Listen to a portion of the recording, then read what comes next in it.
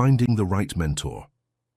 We like to say that we don't get to choose our parents, that they were given by chance, yet we can truly choose whose children we'd like to be. This quotation is by Seneca when he wrote, "On the brevity of life." Seneca's words highlight the idea that while we have no control over the family we are born into, we do have the power to choose our intellectual and moral lineage. We can seek out role models, mentors, and sources of wisdom that shape the person we wish to become. The passage expands on this by emphasizing the immense wealth of knowledge left behind by great historical figures, recorded in books and biographies. Even if one lacks good parental guidance or mentors in life, they can still learn from the lives and experiences of those who came before. The responsibility to seek wisdom is not just for personal growth, but also to honor those who took the time to share their insights. By doing so, we become the metaphorical children of these noble minds, carrying forward their lessons and continuing their legacy. That's a profound insight from Seneca's On the Brevity of Life. The idea that we can choose our intellectual and moral lineage speaks to the power we have in shaping our own development through the mentors and wisdom we choose to embrace. Seneca, as a Stoic philosopher, understood that while we cannot control our origins, we have tremendous agency in determining who influences our thoughts and character. By studying the great thinkers who came before us, we can essentially adopt them as our mentors across time. This perspective is quite empowering. It suggests that access to wisdom isn't limited by our circumstances. Even without ideal mentors physically present in our lives, we can find guidance through books, philosophies, and the recorded thoughts of those who have wrestled with life's fundamental questions. Do you find this idea of choosing your intellectual lineage meaningful in your own life? Ask yourself, are there particular thinkers or mentors whose children you consider yourself to be? Choosing our intellectual lineage is important in realizing the true power of mentorship. Seneca's insight about choosing whose children we'd like to be reflects a profound truth about human development that we see manifested in countless ways throughout history and in everyday life. Let's look at some historical examples. Consider the relationship between Plato and Socrates. Though not biologically related, Plato became the intellectual child of Socrates, preserving and expanding his teacher's ideas. This intellectual lineage continued when Aristotle studied under Plato, creating a chain of influence that shaped Western philosophy for millennia. Alexander the Great deliberately chose Aristotle as his tutor, and this mentorship profoundly shaped his worldview and approach to leadership. Though Alexander's father, Philip, provided his biological lineage, it was Aristotle who helped form his mind. There are many examples in science and innovation as well. Einstein frequently acknowledged his intellectual debt to Newton, saying he stood on the shoulders of giants. Though separated by centuries, Einstein chose Newton as part of his intellectual ancestry.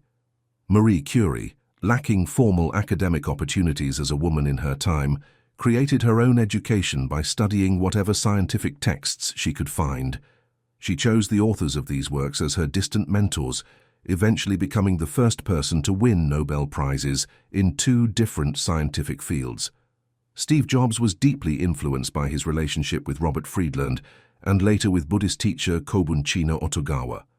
Though Jobs had biological parents and adoptive parents, these mentors shaped critical aspects of his thinking that eventually influenced the Apple, the company he launched.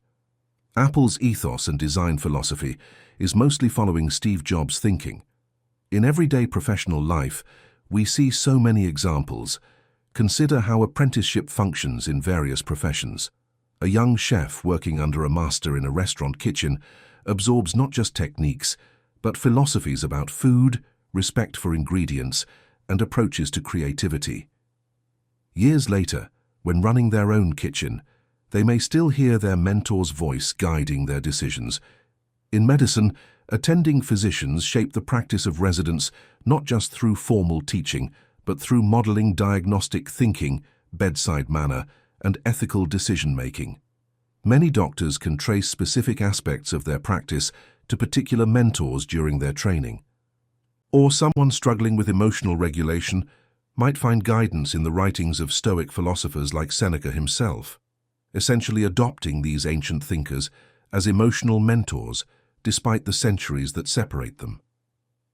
We see examples through literature and art. When we immerse ourselves in great books, we allow authors to mentor us across time and space. A teenager reading Maya Angelou in a small town might find strength and perspective that no one in their immediate environment could provide. The responsibility of lineage is immense. What makes Seneca's observation particularly powerful is that it places responsibility on us. Unlike our biological lineage, which comes to us without choice, our intellectual and moral lineage requires active selection and engagement. This selection process says something profound about who we are and who we wish to become.